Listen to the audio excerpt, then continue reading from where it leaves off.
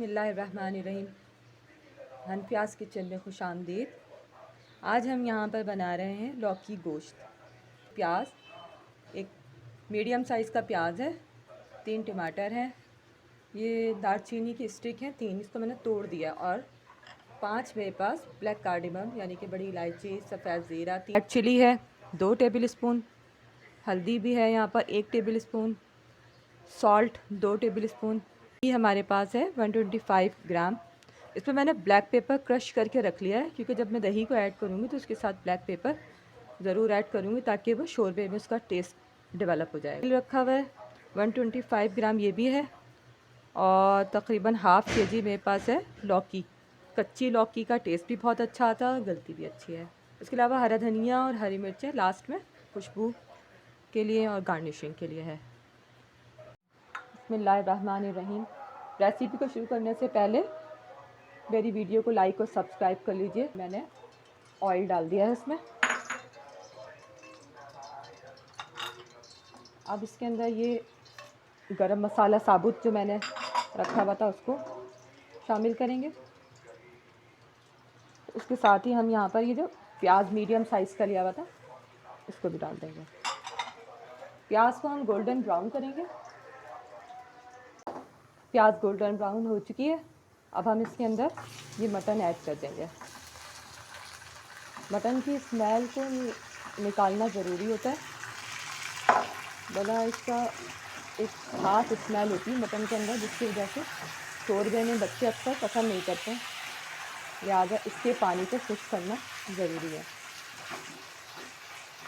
अब हम इसके पानी को खुश्क करने के लिए इसको थोड़ा मीडियम टू हाई फ्लेम पे कुक करेंगे, तकरीबन 7 से 8 मिनट। 7 से 8 मिनट हो गए हैं। ये लौकी को इतनी देर में मैंने कट कर लिया है। हमारे प्यारे नबी करीम सल्लल्लाहु अलैहि वसल्लम की पसंदीदा ये सब्ज़ी है। एक जगह दावत में आप तशरीफ़ लेके गए तो वहाँ आपने ये शोरबे में से लौकी ढूंढ ढूंढ के तनावल फरमाया। हर बात में उनकी हिकमत है और फ़ायदा है हमारे लिए।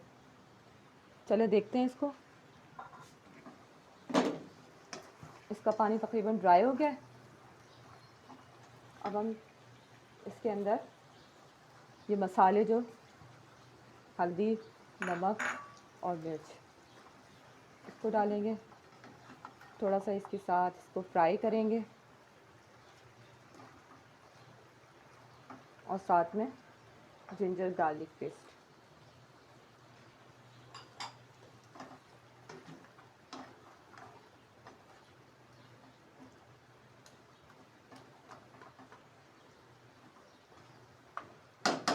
मसालों को शामिल करने के बाद ये टमाटर जो काट के मैंने रखे हुए थे, अब मैं इसको कम से कम 10 मिनट के लिए थोड़ा स्लो आंच पे छोड़ दूँगी, ताकि तमाम मसाले यकजान हो जाएं। फिर उनको भूनने के बाद मैं लौकी ऐड करूँगी इसमें।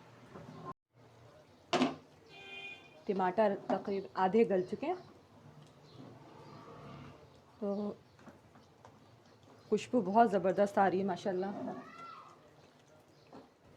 अब हम इसके अंदर लौकी को शामिल कर रहे हैं, क्योंकि ये लौकी जो है ये भी अपना पानी छोड़ेगी। अगर हम भूनते वक्त लौकी नहीं शामिल करेंगे तो लौकी के अंदर उसका पानी भरा रह जाएगा, इसलिए हम इसको इस स्टेज पे ही शामिल करेंगे, ताकि साथ साथ भूनते हैं ये अपना पानी छोड़ती रहे। दही इसमें शामिल करेंगे, जिसमें हमने ब्लैक पेपर साथ में रखा हुआ था।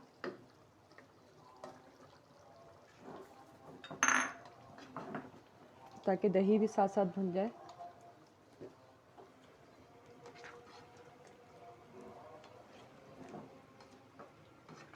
अब ये सालन तकरीबन भुनने के करीब आ गया। ये थोड़ा सा और अभी हो जाए तो फिर हम इसके अंदर गर्म पानी ऐड करेंगे, ताकि शोरबा लगा सकें।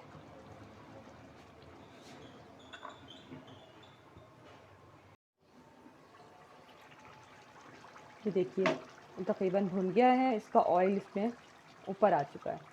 अब मैं इसके अंदर ये गर्म पानी ऐड कर रही हूँ, ताकि इसका शोरबा तैयार हो सके। लौकी को शोरबे वाला ही बहुत मज़े का बनता है, इसके अंदर मैंने एक्स्ट्रा कोई ऐसे मसाले नहीं डाले। पिसा धनिया भी मैंने इसलिए शामिल नहीं किया ताकि गोश्त और लौकी की सही तवानाई शोरबे में आ सके। अब हम इसको उबाल आने के बाद इतनी देर तक पकाएंगे कि लौकी और गोश्त बहुत अच्छी सी गल जाए।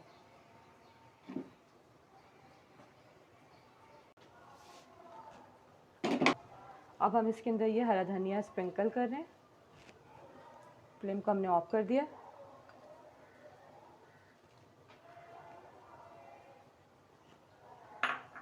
अपना और सबका ख्याल रखिएगा। अल्लाह हाफिज़।